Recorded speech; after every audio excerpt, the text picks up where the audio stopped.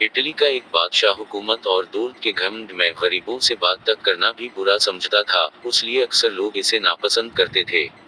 एक रोज बादशाह शिकार करने गया, किसी जानवर का पीछा कर रहा था कि उसका घोड़ा बेकाबू होकर दूर नकुल गया। तमाम नौकर सिपाही वजीर सब उछड़ गए और बादशाह तन्हा रह गया। इतने में एक किसान ने बादशाह के घोड़े की रिकाब पकड़ ली। उसकी शक्ल हुबहू बादशाह से मिलती थी। फर्क ये था कि उसकी पोशाक और हालत गरीबों जैसी थी। उसने बादशाह से कहा कि मैं 3 दिन से हुजूर की ड्यूटी पर भूखा प्यासा चला आ रहा हूँ, मगर कोई मेरी फरियाद नहीं सुनता।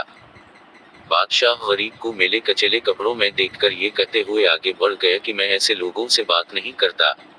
गरीब किसान फिर भी उसके पीछे पीछे चलता रहा, यहाँ तक कि बादशाह एक तालाब पर पहुंचकर घोड़े से उतरा। उसने बागडोर एक दरख्त से इनकाई, ताज और कपड़े उतार कर एक तरफ रखे और नहाने के लिए तालाब में उतर गया। ये तालाब ऐसे नशेब में था कि नहाने वाले को ऊपर का कुछ नजर न आता था। जब बादशाह तालाब में उतर चुका तो गरीब किसान ने बादशाह के कपड़े पहनकर ताज सर पर रख लिया। बादशाह के घोड़े पर सवार होकर रफूचक्र हो गया। किसान बादशाह थोड़ी ही दूर गया था कि इसे शाही नौकर चाकर मिल गए, जिन्होंने इसे बादशाह समझकर अदब से सलाम किया और उनके साथ शाही महल में चला गया। असल बादशाह तालाब से नहाकर बाहर निकला तो कपड़े, ताज और घोड़ा कुछ भी मौजूद न था।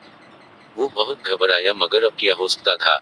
नाचार गरीब किसान के मेले कपड़े पहने और कई दिन तक फाके करने और भुट्टकने के बाद शहर पहुंचा, मगर अब उसकी ये हालत थी कि जिससे बात करता कोई मुंह न लगाता, और जब ये कहता कि मैं तुम्हारा बादशाह हूँ तो लोग इसे पागल समझकर हंस देते।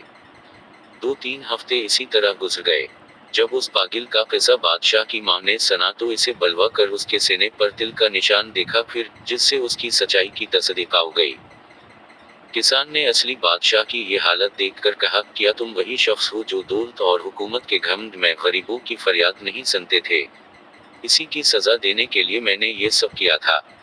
अगर तुम घमंड छोड़कर रहम व इंसाफ का इकरार करो तो मैं तुम्हारा ताज व तख्त वापस करने को तैयार हूँ, वरना अभी कत्ल का हुक्म भी दे सकता हूँ। ये सुनकर बादशाह ने आजिज़ी और नदामत के साथ अपनी गलती तस्लीम की और किसान इसे ताज व तख्त वापस देकर घर चला गया, जिसके बाद बादशाह ने अपनी असलाह की और चंद दिनों में उसकी नेक नामी का डंका दूर दूर तक बजने लगा।